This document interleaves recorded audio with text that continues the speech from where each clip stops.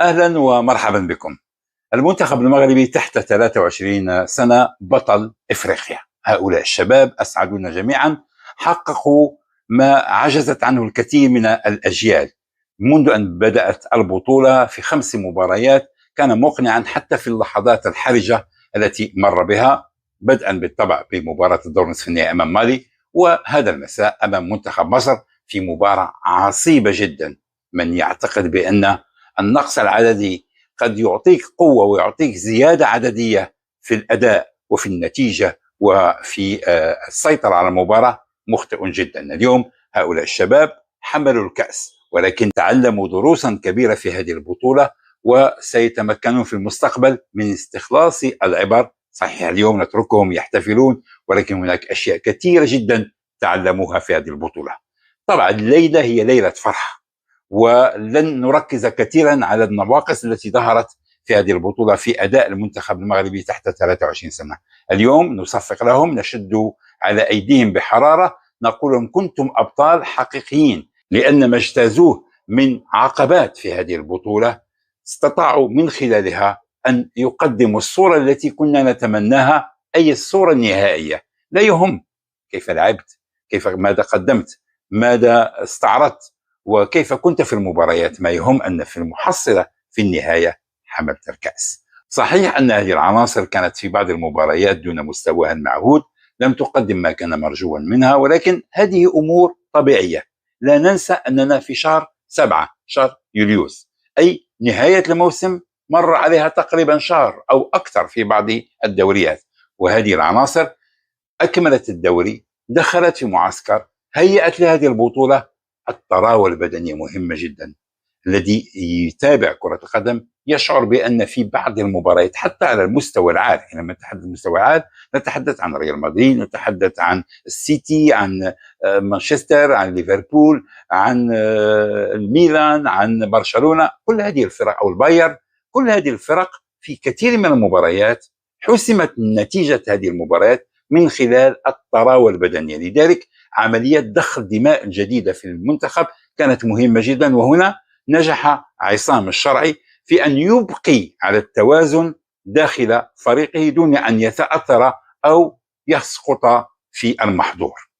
المنتخب المغربي اليوم ممكن أن نرفع له القبعة لعدة عوامل. أولا، أنهى مرحلة المجموعات بالعلامة الكاملة ب9 نقاط، ب8 أهداف سجلها وبهدفين فقط في مرماه، حتى أن المباراة الثالثة، وهذه بالطبع من الأشياء التي نادرا ما نشاهدها، أن المدرب عصام الشرعي لم يعتمد على التشكيلة الأساسية، أعطى فرصة لكل اللاعبين الذين يجلسون على دكة البدلاء، وهذا بالطبع كانت له انعكاسات إيجابية في المباراتين اللاحقتين. شاهدنا كيف أن دكة البدلاء وعناصر دكة البدلاء كانت مؤثرة في كلتا المباراتين. مباراة مالي من خلال التغيير الذي حصل في الشوط الثاني، وفي الشوطين الإضافيين العناصر التي سددت ركلات الجزاء والتي دخلت وربما لم تكن مهيئة لأنها في مخيلتها أنها ليست أساسية، ولكن عصام الشرعي استطاع أن يبقي على الحماس والتحفيز لدى هذه العناصر.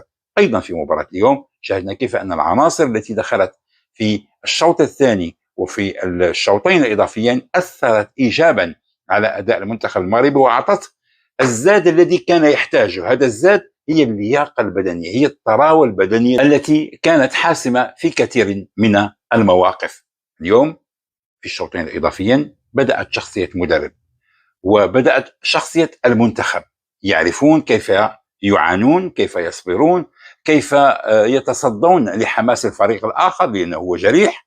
بدأ المباراة متقدما، خسر لاعبا، نفس اللاعب اللي سجل هو محمود صابر، ثم بعد ذلك يدرك التعادل وتدخل المباراة شوطين إضافيين، ثم يبدأ خاسرا بهدفين مقابل هدف واحد. كل هذه الأمور أعتقد أن المنتخب المغربي تحت 23 سنة استطاع السيطرة عليها واستطاع التحكم فيها، وأبان عن هدوء، حتى وإن كنا قد شاهدنا أخطاء في التمركز، أخطاء في التفاهم بين المدافعين، أخطاء أيضا وهي كثيرة جدا. وهذا طبعا أول ورش سيشتغل عليه عصام الشرعي، هو عدم إهدار التمريرات في وسط الميدان، الكرات الضائعة التي كانت قد شاهدناها في هذه المباراة وفي أيضا في مباراة مالي.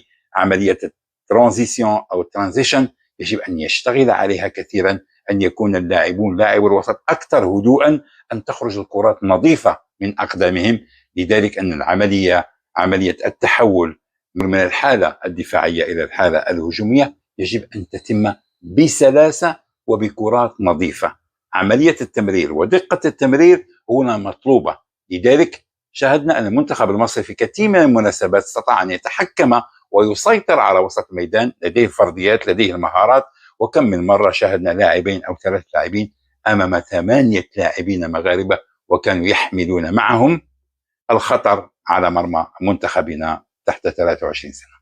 بالطبع استفادة كبيرة ودروس كثيرة ستستخلص في هذه التجربة. هؤلاء الشباب أبانوا في هذه البطولة أنهم قادرين على تحمل المسؤولية، قادرين على التكيف مع الوضع الجديد، لأنها مباريات مستمرة، ليس مباراة واحدة، ليست مباراتين أو 3 مباريات تلعب في تواريخ الفيفا، ولكن هذه بطولة مجمعة تحتاج أولا إلى تناغم العناصر، لأن هناك أشياء خارجة عن المستطيل الأخضر يجب التحكم فيها والسيطرة عليها وإعطاء روح الفريق. يجب أن لا تكون هناك مشاكل في كثير من المناسبات. شاهدنا حتى المنتخب الأول في أعوام وأعوام وأعوام شاهدنا بأن الروح الجماعية لم تكن موجودة حتى على مستوى المعسكر أو الفندق أو السفريات.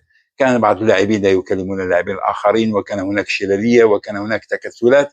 السيطرة على المجموعة باللباقة، بالليونة، بالمرونة هو الشيء المطلوب، وهذا ما نجح فيه عصام الشرعي. تشعر بأن اللاعبين يشتغلون في بوتقة واحدة، لا يهم من يبدأ ولا يهم من ينهي، الأهم هو أن تصل إلى المبتغى.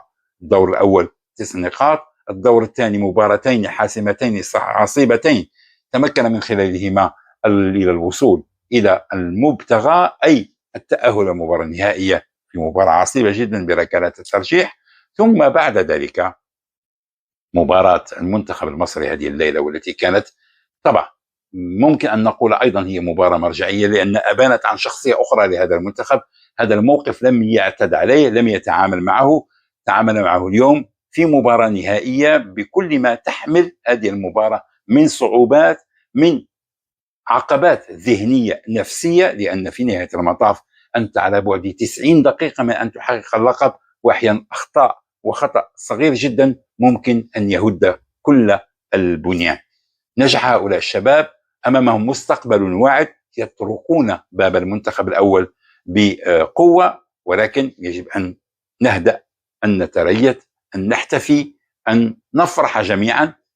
لكل حادث حديث. اليوم أنجزنا هذه المهمة، بقي الآن على اللاعبين أن يستريحوا، وهناك موسم قادم، هناك الألعاب الأولمبية في السنة القادمة، سنكون معهم، ونتمنى أن يتطور هذا الأداء، ألا نكون فقط سنذهب إلى الأولمبياد لنلعب 3 مباريات ثم نعود. الطموح كبير جدا، وهذه العناصر تملك من الإمكانيات ما يشفع لها بأن تذهب بعيدا جدا. عناصر مؤثرة، عناصر موهوبة، عناصر تستطيع أن تلعب على أعلى مستوى إذا ما وفرت لها الظروف المثالية. المنتخب الأول شيء، وحلمهم مشروع جدا. أنا لا يخامرني شك في أننا سنشاهد عناصر من هذا المنتخب في الفريق الأول، ليس سريعا جدا، يجب أن لا نستعجل عليهم، هذا مبتغى الجميع، حلم الجميع. ولكن الآن دعونا نحتفي بهذه الحقيقة التي تقول إن منتخب المغرب تحت 23 سنة هو بطل إفريقيا.